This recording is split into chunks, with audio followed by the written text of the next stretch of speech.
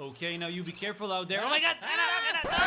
Yeah, okay, this was AI, but don't fool yourself, this can happen. Well, maybe not this thing, but I've seen technicians, neighbors, random heroes climbing up the mast with only one line.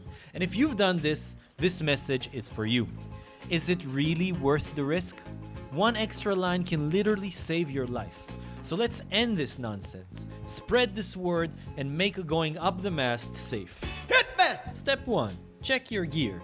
Use a climbing harness or a bosun chair. Make sure it's solid. No tears, no dodgy stitching. 2.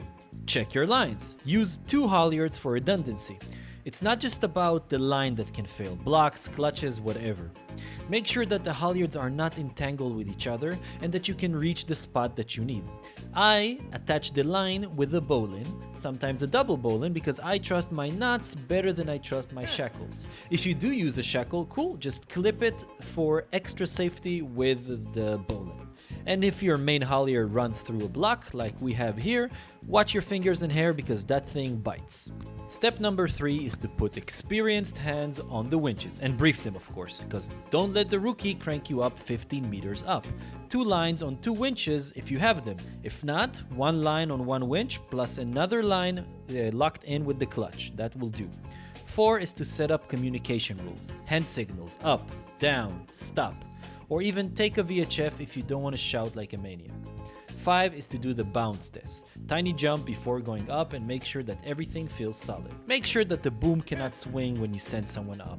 And yeah, don't do it when it's super windy or wavy. If you can, of course, because I know in racing they send people up while the boat is doing backflips. If you have to go up in shitty conditions, you just do what you gotta do. Just don't be stupid about it. Now that you have this in mind, we can start winching on the main line and pull on the safety line with it. And while you're up there, keep the tools in the bosun chair pockets or in a bucket. You don't want them flying around, falling down on someone's head or on the deck.